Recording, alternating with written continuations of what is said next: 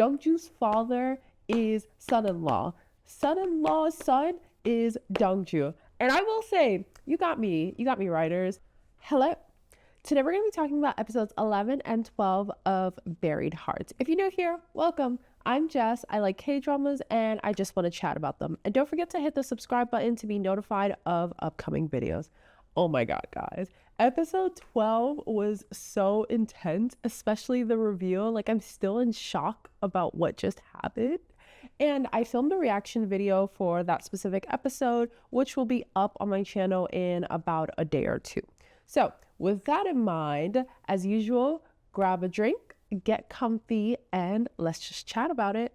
So the theme of this week's episode is family drama, and the first plotline that we're going to be talking about is DongJu's identity. So we finally, after 5 or 6 weeks, we finally have some conclusion, or not even conclusion, but we finally have some information about what exactly happened during that car accident. So let's go ahead and break down all the information that we learned this week. So on the night of the accident, DongJu's mom, and Unam's dad were in a car driving on the road. In the car right behind them was son-in-law, who was following them because he had something that he needed to say to Unam's dad. And then behind him was a truck, a white truck. And if you watch K-dramas, you know a white truck is sign of death. So the white truck gets in front of son-in-law and sideswipes the car with DongJu in it, and that car ends up crashing and is kind of like half off the cliff, half on the cliff. But this was intentional because as son-in-law gets out of the car, the driver of the van hands him a DNA test, which states that DongJu is the son of Unam's father.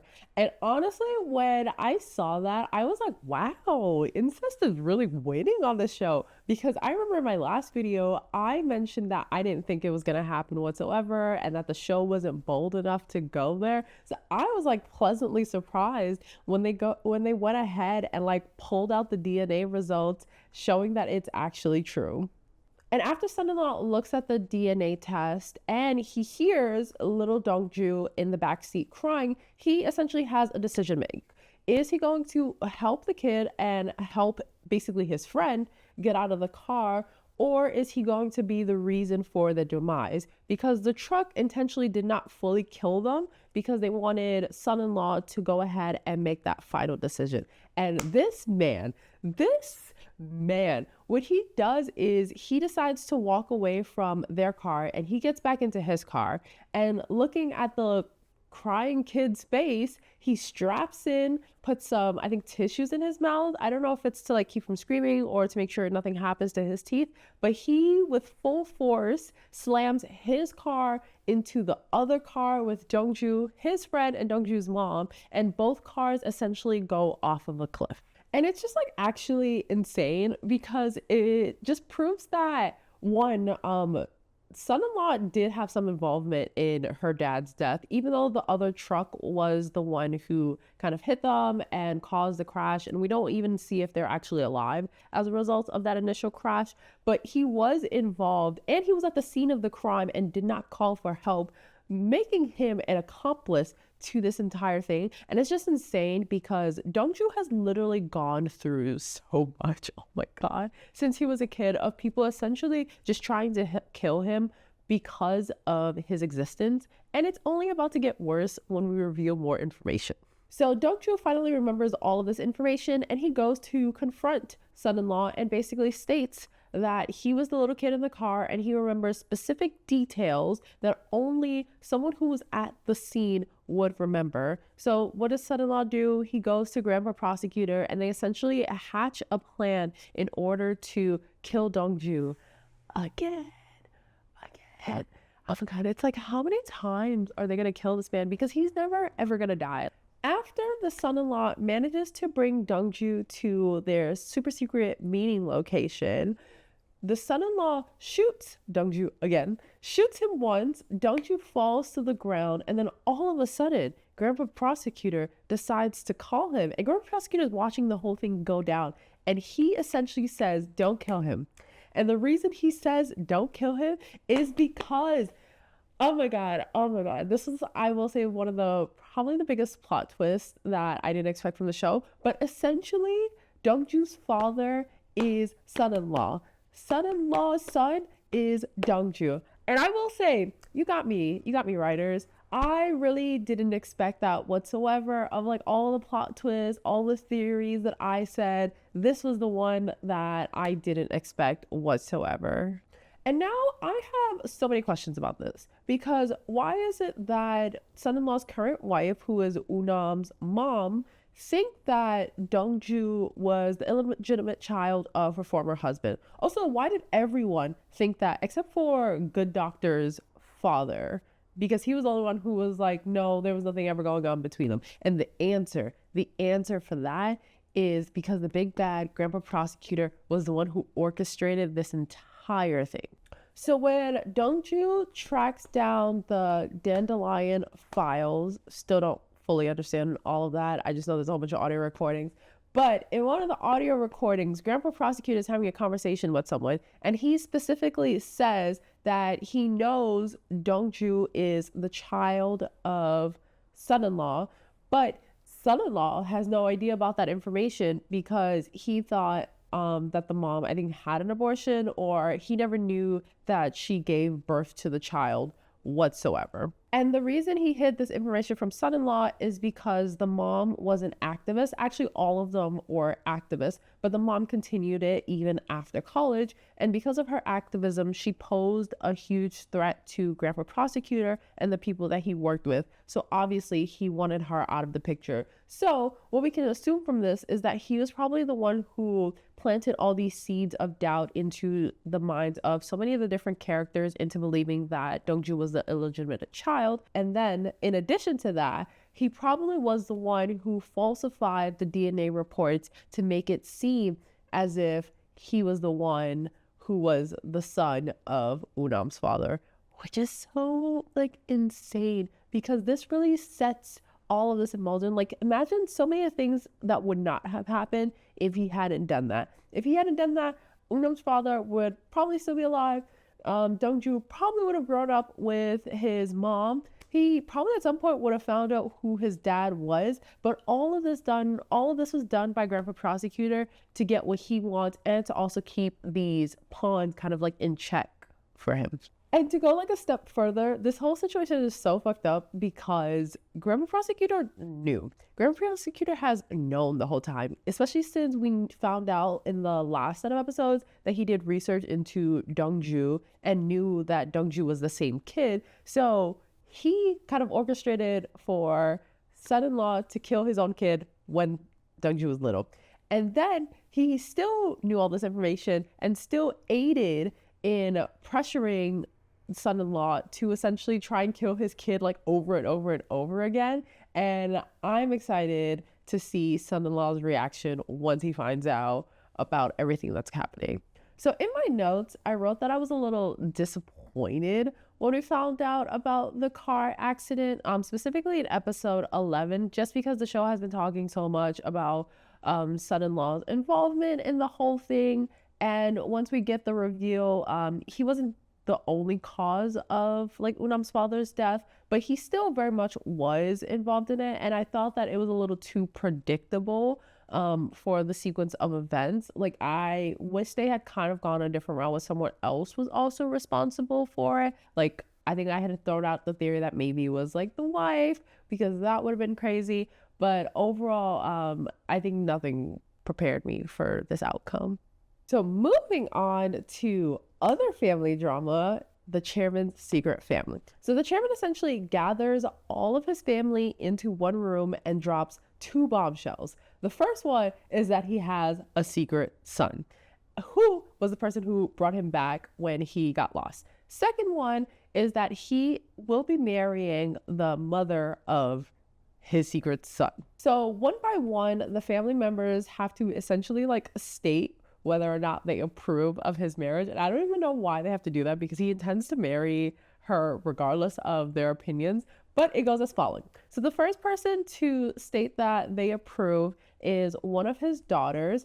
And the only reason that she states her approval is because she is being blackmailed, rightfully so, by DongJu because she secretly accessed the vault where they keep their money, and he has her fingerprints all over a bunch of like the boxes showing that she tampered with the money. So she immediately says she approves and her husband sides with her. Next, we have Unam, who says that she will support the marriage if she's allowed to have her shares back. So essentially in these set of episodes, the divorce between Unam and hubby prosecutor is being finalized, and she has says that she will give back the shares if she gets out of the divorce because technically it was some sort of business transaction. So if he's willing to give her some of the shares, then she will be up in this scenario. Next, we have son-in-law who surprisingly also supports it. And that's because we see a scene of Baker, who is going to be the chairman's new wife, essentially meeting with grandpa prosecutor because she's in cahoots with him, I guess. So obviously son-in-law also has to approve of this decision. And I don't know, there's something about this whole situation that makes me feel a little uncomfortable, which we'll talk about in a few minutes. And at this point, the chairman's daughter, the main one who is also Unam's mom, Tae-hyun's mom, and son-in-law's wife, is absolutely like losing her mind, which were predicted in the last episodes, because this is exactly her worst nightmare. She has known about the secret son for years. She has threatened the secret son's mom to make sure that he stays out of the picture, because the reason she has worked so hard, the reason she's doing this, part of the reason that son-in-law is doing this is because they want their son to become the rightful heir. So to her, it kind of feels like a slap in the face that all of these members of her family, unbeknownst to her, are supporting this decision because of all these external factors. And then, in a shocking twist, her son, Tae-hyun, is one of the only other people in the family who vocally says that he is against the marriage. So for me, this was a little confusing. He also just storms off after he says that. But this was a little confusing because I feel like they haven't given us, I still to this day really have no information in terms of why he was against it, what his motivations were when he made that decision. And I think that's been my criticism of the show just in general, is I feel like sometimes we don't get enough feelings or thoughts from the character to kind of state why they're making the decisions that they're making. I don't want to go back to this again, but case in point is with Unam and DongJu. To this day, I still don't fully understand why she chose to marry hubby prosecutor for the shares. I don't understand how her life is really impacted by having all these shares. And the show still, to this day, still has not shown me why I should be rooting for them, why she made the decision that she did. And it's really hard to kind of root for the characters, or even just as a viewer to kind of really feel for the characters when I don't understand what their motivations are. And specifically with Taehyun, I feel that way a lot. I feel like they're underutilizing his character, specifically because he is one of the only people where he is privy to a lot of the conversations, specifically revolving his dad, but we don't really see any outcomes or any actions. And we also don't see him talking with any of the characters about all of these revelations that he is coming upon. And then on the day of the wedding, the chairman has an episode where he forgets who his soon-to-be wife is and essentially calls her a stranger. And that's when grandpa prosecutor essentially steps in and gets him to kind of be under control, as well as gets him to marry the baker's mother. And I don't know, something about this entire situation is feeling a little icky. And oh my God, I hate to have to side with the chairman's daughter, but it's very confusing when we had that scene of the baker, or who's the chairman's wife now, is secretly meeting with grandpa prosecutor, because as I just said, we don't really have enough information about what's going on. Like, I don't really know about what their relationship is, what she has to gain from meeting him, and essentially like what even is the long-term plan. And it feels a little weird having her be on that side, specifically when the chairman and DongJu have been the one kind of like fighting for her son to become a part of this family. And then speaking of her son, I don't know if it was just the acting or maybe it's the way they styled his hair, but ever since he found out about his dad and all of the little scenes that we even see of the son, it kind of is giving me like evil, kind of like low-key villain vibes, because he's like rubbing everyone the wrong way, and he seems to like is very much caring about the money, which I mean is understandable considering that they really didn't come from anything and now they just found out that they're going to be the heir to this company. But at the same time, it's like, I don't know that I really want to root for them anymore. And as I said, I would really hate to have to side with the chairman's daughter, especially when she threatened them so many times. But I don't know, I'm starting to feel a little weird about the situation. And I would really hate to be proven right. Like, I would really hate that when we watch the next set of episodes, it's going to be outed that they've been like working with the grandpa prosecutor for years and this is just part of some like long con. Oh my God, imagine if this was part of some long con where he intentionally like targeted her so that they would have a son. Oh my God. Thoughts on this week's episodes? A lot happened and I am still shooketh about everything that happened.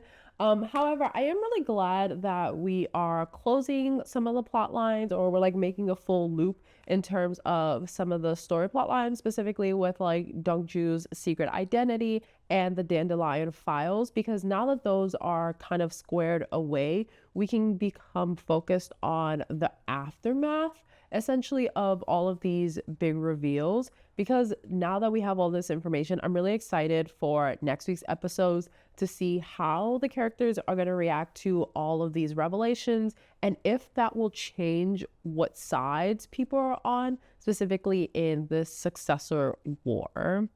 So I've been saying since episode 1 that I really wanted DongJu and son-in-law to eventually be on the same side. Never would I thought that they would be father and son, but here we are. So now that we're going to the next set of episodes, I know the son-in-law has tried to kill him so many times, but I would really love to see them put aside their differences, even if it's for 2 episodes, to work together to take down the common enemy, which is Grandpa Prosecutor.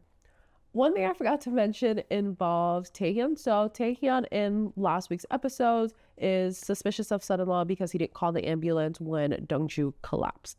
And then in this week's episodes, he overhears DongJu accusing his father, or I guess now it's their father, of murder. So I'm excited for Tae-hyun to find out the truth about everything, just because he does have a really good relationship with DongJu already. But I'm interested in seeing his reaction to finding out that there's another new member of the family, because oh my God, this family is so messy.